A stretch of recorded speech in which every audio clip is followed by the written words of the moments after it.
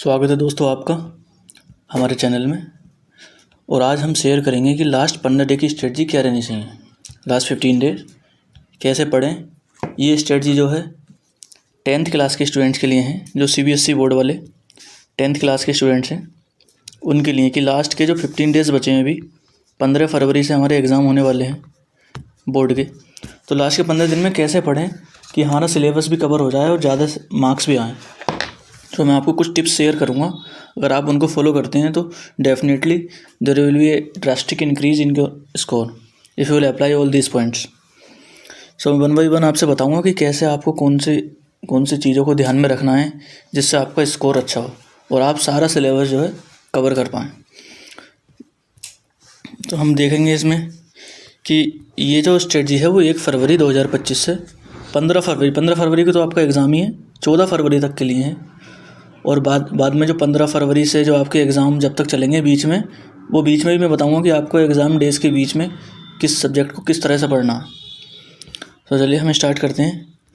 सबसे पहले जो हमें ध्यान रखना है वो याद रखना है कि हमें प्रायोरिटी वाइज पढ़ना है, कि जो स्कोरिंग एरियाज़ हैं, कुछ टॉपिक होते हैं जब आप PYQ का एनालिसिस करते हैं तो आपको पता चलता है कि कुछ टॉपिक बार बार आपके रिपीट हो रहे हैं, हर साल कुछ टॉपिक आ रहे हैं आपके। तो आपको PYQ से एनालिसिस करके बस यही ध्यान रखना है कि कौन कौन से पॉइंट जो हैं, कौन कौन से टॉपिक जो हैं वो बार बार आ रहे हैं, बार बार क्वेश्चन पूछे आ रहे हैं, तो उन्हें सबसे पहले कवर करना है। और कुछ सब्जेक्ट हमारे ऐसे होते हैं जैसे सोशल साइंस है। सोशल साइंस को जब आप देखेंगे तो सोशल साइंस एक ईजी सब्जेक्ट है, उसमें आपको सिर्फ टॉपिक याद करना है, थोड़ा उसके अंदर का आपने कुछ 2-4 पॉइंट याद कर लिए और फिर आपने जब पॉइंट वाइज बना के आप लिखेंगे तो उसमें अच्छा स्कोर मिलने की उम्मीद रहती है।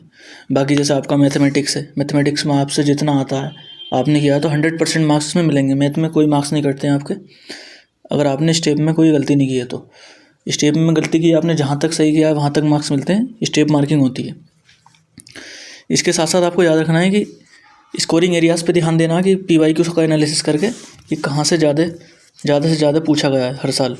उसके बाद आपको आंसर राइटिंग, आपको आंसर लिख के देखने हैं, जो भी थियोरेटिकल क्वेश्चन है या मान लो मैथमेटिक्स आप करने हैं तो मैथ के क्वेश्चन आपको सोल्व करके देखने हैं। कि मैथ के क्वेश्चन आप जब सोल्व करके देखेंगे, फार्मूला याद करेंगे, फार्मूला फिर अप्लाई करेंगे क्वेश्चन में, तो उससे क्लैरिटी आएगी और आप वहाँ पे गलती नहीं करेंगे। जो असली मिस्टेक हो जाती है कि क्वेश्चन में कुछ पूछा, आपने कोई दूसरा फार्मूला लगा दिया, गलत आंसर निकाल दिया, तो उसकी जो पॉसिबिलिटी है वो मिनिमम और कम हो जाएगी बिल्कुल। सो इस तरह से। बाकी सोशल साइंस का जैसे हुआ तो आप सोशल साइंस में क्वेश्चन के पॉइंट्स याद कर रहे हैं, 2-4 निमोनिक्स बना के और फिर उसे लिख के देख रहे हैं। दूसरा अपन बात करते हैं जैसे साइंस है अपना, साइंस में हम फिजिक्स में कुछ डेरिवेशन याद कर लिए 2-4, जो वो आपको PYQ से पता चलेगी कि कौन से इंपॉर्टेंट डेरिवेशंस हैं या इंपॉर्टेंट टॉपिक्स हैं जो पूछे गए हैं, वो आपने याद कर लिए। उसके साथ आपका साइंस आया, साइंस से आपने इसी तरह से देख लिया। इंग्लिश है, इंग्लिश में तो आप थोड़ा ग्रामर रह जाती है, कुछ आप थ्योरी से भी कवर कर लेंगे। इसी तरह से आप जो भी बाकी सब्जेक्ट हैं उन्हें भी।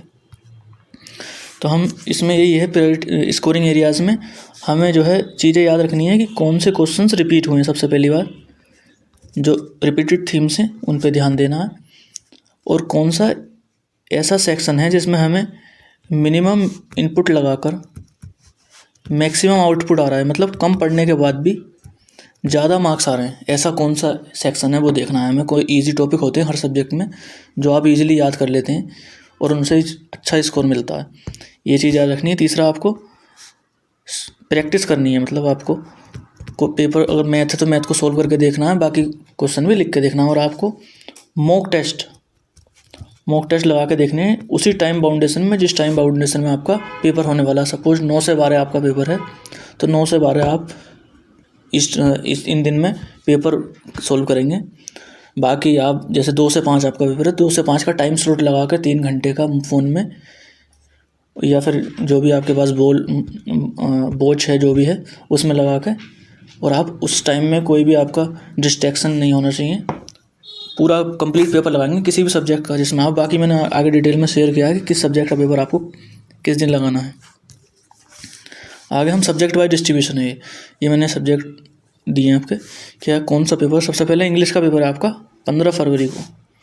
तो आपको अभी शुरू के जो 5 दिन है वो इंग्लिश नहीं पढ़नी है, क्योंकि इंग्लिश तो आपको लास्ट में पढ़नी है ही 5 दिन। तो अभी 1 फरवरी से 5 फरवरी तक आप इंग्लिश नहीं पढ़ेंगे। क्योंकि इंग्लिश का पेपर आपका 15 फरवरी को। आप जो शुरू के स्टार्टिंग में जो 5 दिन पढ़ेंगे वो पढ़ेंगे वो सब्जेक्ट जिनका एग्ज़ाम लास्ट में है। सपोज मैथमेटिक्स हुआ, मैथमेटिक्स का आपका 10 मार्च को है, तो शुरू के 1 से 5 फरवरी को आपको मैथमेटिक्स भी पढ़नी है, कुछ 2-3 वो आगे डिटेल में शेयर किया गया है कि कितने घंटे आपको पढ़नी है। ये आपकी डेट शीट है मेजर सब्जेक्ट को कंसीडर करते हुए। इंग्लिश 15 फरवरी, साइंस 20 फरवरी, सोशल साइंस 25 फरवरी, हिंदी 28 फरवरी। तो जैसा आप देख सकते हैं कि सोशल साइंस और हिंदी के बीच में 2 दिन का गैप है, 26-27। तो आपको किसी दिन हिंदी भी एक बार पढ़ के देख लेनी है, क्योंकि यहाँ 2 ही दिन है। क्यों क्या करते हैं स्टूडेंट, हिंदी को हल्के में लेते हैं, फिर हिंदी में मार्क्स कम हो जाते हैं। अगर किसी के पास हिंदी है, नहीं है तो फिर कोई दिक्कत नहीं, वरना 10th में सभी के पास होती है। साइंस में आप देख सकते हैं 15 से 20 4 दिन है यहाँ। तो साइंस भी आप पहले पढ़ के चलेंगे शुरू के स्टार्टिंग वीक में फरवरी के। सोशल साइंस में भी आपके 4 दिन हैं। फिर यहाँ से हिंदी में और मैथमेटिक्स में काफ़ी दिन है, लेकिन फिर भी आपको मैथमेटिक्स की प्रैक्टिस जो है वो शुरू में करनी है। लास्ट में आपको 12 दिन मिलेंगे, काफ़ी दिन है ये। सारा सिलेबस आप इसमें रिवीजन और प्रैक्टिस दोनों कर सकते हैं। फिर 7 दिन आपको 8 दिन यहाँ कंप्यूटर के लिए मिलेंगे, 8 दिन इनफ है कंप्यूटर के लिए, उससे ज़्यादा रिक्वायर्ड नहीं है। हम डिस्कस करते हैं कि हमें क्या स्ट्रेटजी फॉलो करनी है, किस दिन क्या पढ़ना है। सो यहाँ मैंने डिटेल में एक्सप्लेन किया है कि आपको किस दिन क्या सब्जेक्ट पढ़ना है। इस तरह से अगर आप फॉलो करेंगे तो definitely you will score good marks. So 1 से 5 फरवरी आप 3 घंटे मैथमेटिक्स पढ़ेंगे। ये 3 घंटे इंग्लिश नहीं, आप यहाँ 3 घंटे सोशल साइंस पढ़ेंगे, क्योंकि इंग्लिश तो आप लास्ट के 5 दिन कंप्लीट पढ़ेंगे। तो 3 घंटे मैथ, 3 घंटे सोशल साइंस, 3 घंटे साइंस, 1 घंटा आपने पूरे दिन में क्या पढ़ा वो रिवीजन। 1 से 5 फरवरी मतलब ये 5 दिन आपको डेली सेम प्लान फॉलो करना है, क्योंकि मैथमेटिक्स आपका लास्ट में है 10 मार्च को। तो आप इस तरह से फॉलो करेंगे तो मैथमेटिक्स का 3 दिन में आप 5 दिन में 3x5 तो आप 15 घंटे मैथमेटिक्स पढ़ लेंगे। तो मेजर पार्ट जो होगा आपका मैथमेटिक्स का वो ख़त्म हो जाएगा यहाँ पे। फिर आप जब वहाँ पे 10-12 दिन मिलेंगे उसमें कंप्लीट रिवीजन कर लेंगे। ठीक इसी तरह साइंस में 4 दिन मिले हैं आपको, तो साइंस जब 3 घंटे पढ़ेंगे तो 5 दिन में आप 15 घंटे साइंस पढ़ेंगे। 15 घंटे में आप maximum part of the science will be covered in 15 hours, so that you can revise well in the time that you will gate between the exams. तो आपको जो एग्ज़ाम के बीच में जो टाइम मिलेगा उसमें आप अच्छे से रिवाइज कर पाएंगे। अगर 3 घंटे, 1 घंटा आप कंप्लीट रिवीजन करेंगे कि क्या क्या पढ़ा आज पूरे दिन में, या फिर आप कुछ क्वेश्चंस वगैरह लगा के देख लेंगे किसी भी सब्जेक्ट के 1 घंटा। उसके बाद हम 6 फरवरी से 10 फरवरी तक क्या पढ़ेंगे, 5 दिन सेम प्रोसेस फॉलो करेंगे 5 दिन भी। बस एक डिफरेंस है यहाँ पे कि मॉक टेस्ट लगाना है। 3 घंटे मैथ पढ़ेंगे, 2 घंटे साइंस पढ़ेंगे, 2 घंटे सोशल साइंस, 1 मॉक टेस्ट। यहाँ आपको 1 मॉक टेस्ट लगाना है डेली 3 घंटे का, जो आपका 3 घंटे का पेपर होता है। तो उसी सेम टाइम में आपको 1 मॉक टेस्ट लगाना है। मॉक टेस्ट किसका लगाना है, 6 फरवरी को मॉक टेस्ट लगाना है इंग्लिश का। उसके बाद जो लास्ट 10 फरवरी होगी उसको भी इंग्लिश का मॉक टेस्ट। मतलब इन 5 दिन में 2 दिन आप इंग्लिश के मॉक टेस्ट लगाएंगे, बाकी 3 दिन ये तीनों सब्जेक्ट जो लिखे हैं, मैथ का 7 तारीख में और आपका सोशल साइंस का 8 में, सोशल साइंस का 9 में, इस तरह से आप मॉक टेस्ट लगाएंगे। सो यहाँ से क्लियर हो गया। मैं एक बार और लिख देता हूँ यहाँ कौन सा मॉक टेस्ट किस दिन लगाना है। 6 फरवरी, 7, 8, 9, 10। 6 को इंग्लिश का और 10 को भी इंग्लिश का। बाकी 7 में हमारा कौन सा लगाना है, मैथमेटिक्स का, 8 में साइंस, 9 को सोशल साइंस। अभी टोटल आवर जब आप काउंट करेंगे 3 to 5 to 7 3 10 आवर्स। तो 10 आवर्स तो आपको पढ़ना ही पड़ेगा इस टाइम, क्योंकि लास्ट टाइम है, दिन काफ़ी कम है, तो 10 घंटे आपको पढ़ना पड़ेगा।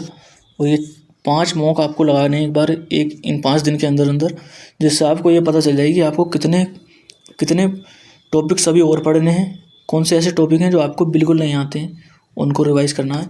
रिवाइज़ उसी तरह से करना है कि हमें प्रायोरिटी वाइज पढ़ना है कि मोस्ट स्कोरिंग एरिया कौन सा है, पहले उसको ख़त्म करना है, क्योंकि दिन कम है। बाकी हम देखेंगे अब 10 से 14 फरवरी के बीच हमें क्या पढ़ना है। तो 10 से 14 फरवरी को एक मॉक लगाना है। मॉक में आप क्या कर सकते हैं, एक PYQ भी लगा सकते हैं, प्रीवियस ईयर का पेपर लगा सकते हैं। मान लो आप 2025 में भी पेपर देने वाले हैं, तो आप 2024 का पेपर लगा लिया आपने किसी दिन 2023 का पेपर लगा लिया। और 14 फरवरी को नहीं लगाना आपको, 14 जो फ़ैब होगी, क्योंकि 15 को एग्ज़ाम है। 14 फ़ैब को कोई मॉक नहीं रहेगा आपका। 14 फ़ैब को आप सिर्फ इंग्लिश, इनमें 4 दिन में सिर्फ इंग्लिश ही लिखिए, 5-6 घंटे इंग्लिश पढ़नी है सिर्फ, और मॉक, और 1 घंटा कोई दूसरा सब्जेक्ट भी आप सिर्फ 10 और 11 में पढ़ें। उसके बाद 12, 13, 14 में कंप्लीट सिर्फ आप वही पढ़ें जो आपका इंग्लिश का पेपर होने वाला है। इंग्लिश पढ़ें, इंग्लिश के मॉक लगा के देखें। मॉक न लगा के जो आपको 13 तारीख में आप इंग्लिश का PYQ 12 में, ये सारे PYQ ही लगाएं। PYQ से आप जब रिपीट करेंगे PYQ को, बार आपने पहले भी लगा चुके हैं, दोबारा लगाएंगे तो फिर आपका अच्छा स्कोर आएगा, तो you will get more confidence. और जब आपका कॉन्फिडेंस ज़्यादा होगा तो definitely you will score more marks in your main exam. So आपको बस मेन चीज़ें जो याद रखनी है कि सेम टाइम बाउंडेशन में आपको टेस्ट लगाने हैं, चाहे आप मॉक लगाएं या PYQ लगाएं, जो भी लगाएं सेम टाइम में जो आपका एग्ज़ाम होगा 9 to 12 और 2 to 5, इस बीच आपको एग्ज़ाम लगाना है। इससे क्या होगा, आप जब 8-10 दिन सेम टाइम में मॉक लगाएंगे तो आपका माइंड जो है ज़्यादा एक्टिव हो जाएगा।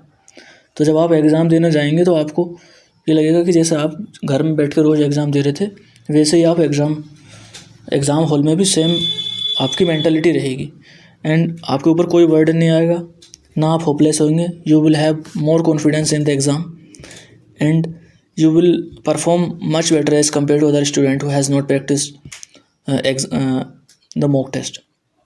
तो ये सब चीज़ें हैं आपको ध्यान में रखनी है। 15 मार्च को आपका एग्ज़ाम है। सो एग्ज़ाम के दिन आप 3-4 चीज़ें जो दिमाग में रखें। सबसे पहली चीज़ है कि आप कॉन्फिडेंस रखें कि आप कर लेंगे, जो भी आएगा आप डेफिनेटली 100% करने वाले हैं, और आपको कोई भी क्वेश्चन छोड़ना नहीं है, कोई क्वेश्चन स्किप नहीं करना, आपको सारे क्वेश्चन अटैम्प्ट करने हैं। वाटर बॉटल अगर अलाउ है तो वाटर बॉटल लेकर जाएं, ट्रांसपेरेंट अलाउ होगी। और एग्ज़ाम देने से पहले आप पानी पिएं, पानी पीकर एग्ज़ाम दें, जिससे आप होपलेस नहीं होंगे और कॉन्फिडेंस आपके अंदर रहेगा। दूसरी चीज़ ये है कि आप एक बार क्वेश्चन पेपर पूरा सोल्व करने से पहले उसको देख लें, पूरे पेपर को, कहीं मिस प्रिंट तो नहीं है। ये सब चीज़ें आप एक बार देख लें पेपर सोल्व करने से पहले। मिस प्रिंट है तो आप क्वेश्चन पेपर अपना चेंज कराएं, दूसरा लें। ये भी देख लें कि आप सारे क्वेश्चन एक बार क्वेश्चन पेपर सोल्व करने से पहले सारे क्वेश्चन 5-10 मिनट में पढ़ लें, उसी हिसाब से फिर सोल्व करें। 1-2 क्वेश्चन आपसे नहीं आ रहे हैं तो होपलेस नहीं हो, बाकी बहुत सारे क्वेश्चन आएंगे, आप उन्हें करें। और क्वेश्चन कोई नहीं छोड़ना, आपको लास्ट में जो नहीं आ रहे हैं उनमें भी कुछ ना कुछ बना के लिखना है। सपोज आपको कोई एक वर्ड दिखाई देगी, उसकी डेफिनेशन लिख दी, अगर कुछ नहीं आ रहा तब उसका डेफिनेशन लिख दी। कोई न्यूमेरिकल आपसे नहीं आ रहा, उसका फार्मूला याद है, खाली फार्मूला लिख दिया, क्योंकि बोर्ड में इसी तरह से स्टेप वाइज मार्किंग होती है। अगर आपसे पूरा क्वेश्चन सोल्व नहीं हुआ, आप फार्मूला भी लिखे हैं तो उस पर भी आपको मार्क्स मिल जाते हैं। तो कोई क्वेश्चन आपको छोड़ना नहीं है, कंप्लीट पेपर सोल्व करना है, पानी पीकर सोल्व करना है।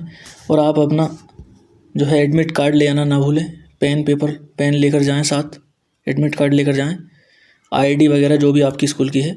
बाकी I will make more videos कि एग्ज़ाम डे दिन क्या आपकी अप्रोच रहेगी, मैं आगे सोल्व बताऊंगा आपको।